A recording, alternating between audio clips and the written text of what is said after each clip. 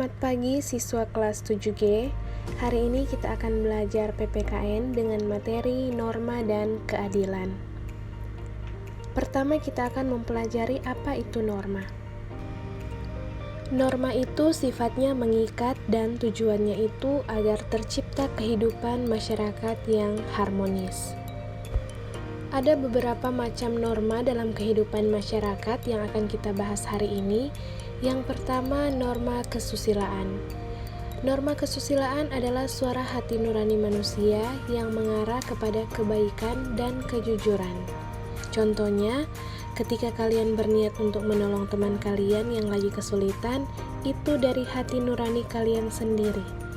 Contoh yang melanggar norma kesusilaan adalah ketika kalian menyontek, di mana ada niat tidak baik dalam diri kalian sendiri.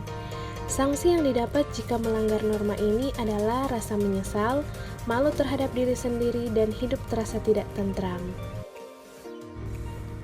Selanjutnya adalah norma kesopanan. Norma kesopanan merupakan perilaku terpuji yang mencerminkan adat istiadat, sopan santun, dan tata krama.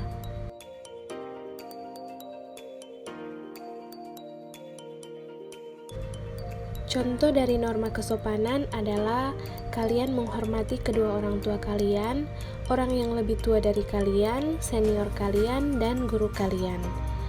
Contoh yang melanggar norma kesopanan adalah ketika kalian hendak tidak sopan kepada orang yang lebih tua dari kalian. Sanksi jika kalian melanggar norma ini adalah kalian tidak akan disenangi oleh masyarakat.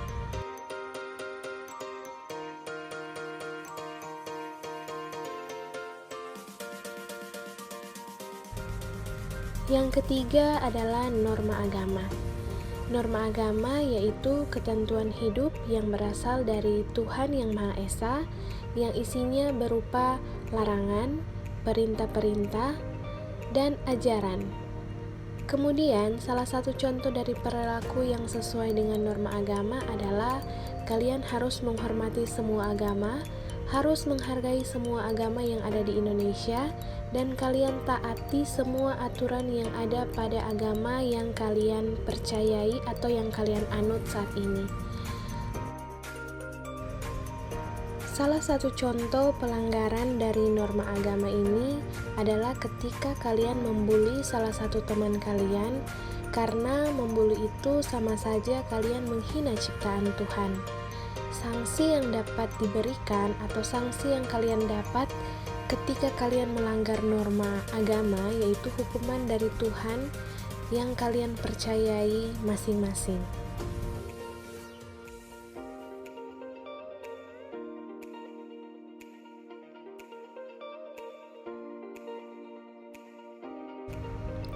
Selanjutnya yaitu norma hukum. Norma hukum adalah ketentuan atau aturan yang dibuat oleh badan negara, sifatnya mengikat, dan wajib ditaati oleh seluruh warga. Salah satu contoh dari norma hukum yaitu ketika kalian berkendara, kalian harus memiliki SIM bagi yang sudah berumur 17 tahun, dan memiliki surat-surat yang lengkap, dan berkendara sesuai dengan aturan lalu lintas yang berlaku. Contoh yang melanggar norma hukum yaitu meminum minuman keras, berjudi, atau melakukan suatu perilaku yang melanggar peraturan atau perundang-undangan. Sanksi yang didapat jika melanggar norma hukum tergantung seberapa berat kasus yang kalian langgar tersebut. Yang pertama, kalian akan bisa mendapat hukuman kurungan penjara. Yang kedua, hukuman denda.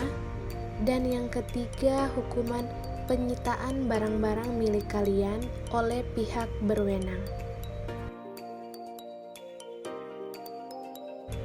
Selanjutnya kita akan membahas tentang fungsi norma dalam masyarakat.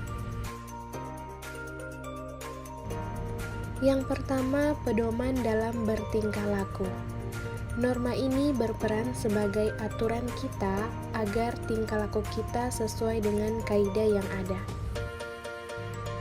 Yang kedua, alat menjaga kerukunan masyarakat. Dengan adanya norma, masyarakat akan hidup sesuai dengan aturan. Jadi perselisihan itu akan berkurang. Masyarakat akan hidup harmonis dan berdampingan. Fungsi norma yang ketiga yaitu sistem pengendalian sosial. Dengan adanya aturan, masyarakat akan dapat dikendalikan dan hidup sesuai dengan kaidah yang ada demi mewujudkan tertib sosial dalam kehidupan masyarakat. Dan fungsi norma yang terakhir yaitu alat mewujudkan keadilan.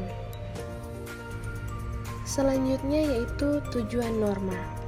Tujuan norma sebagai pedoman atau arahan serta tata tertib bagi masyarakat agar tercipta kehidupan masyarakat yang teratur dan tentram. Dan juga untuk mengatur tingkah laku masyarakat dalam membedakan mana hal yang benar dan yang salah. Materi selanjutnya yang akan kita bahas adalah apa itu keadilan. Menurut Kamus Besar Bahasa Indonesia, keadilan berasal dari kata adil yang berarti kejujuran, kelurusan, dan keikhlasan yang tidak berat sebelah.